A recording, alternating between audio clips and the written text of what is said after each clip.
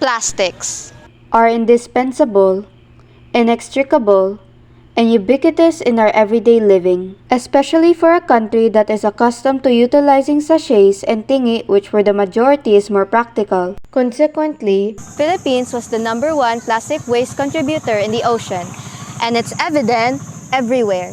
most plastic waste in water disintegrates into tiny fragments. These small plastic pieces less than 5 millimeters in length or smaller than a grain of rice are called microplastics. Consider this cotton candy as plastic. As I place this in water, it breaks apart. Although it's no longer a visible solid to the naked eye, it is still present in water as the pink pigment. That's the same with microplastics. Studies found microplastics everywhere on Earth, from the depths of Mariana Trench to the top of Mount Everest and even in the very air we breathe in.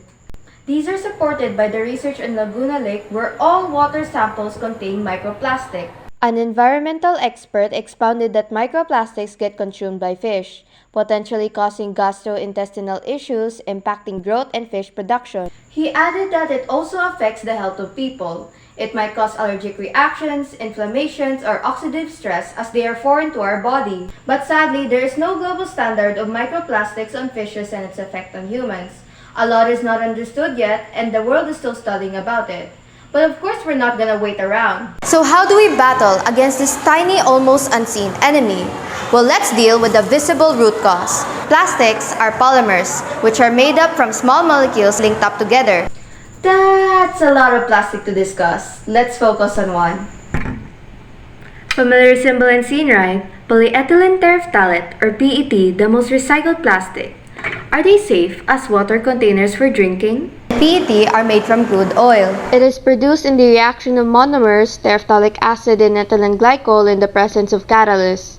When there is a reaction between acid and alcohol, we get an ester. In a esterification reaction, the water molecule gets removed and COO remains and forms a COO linkage.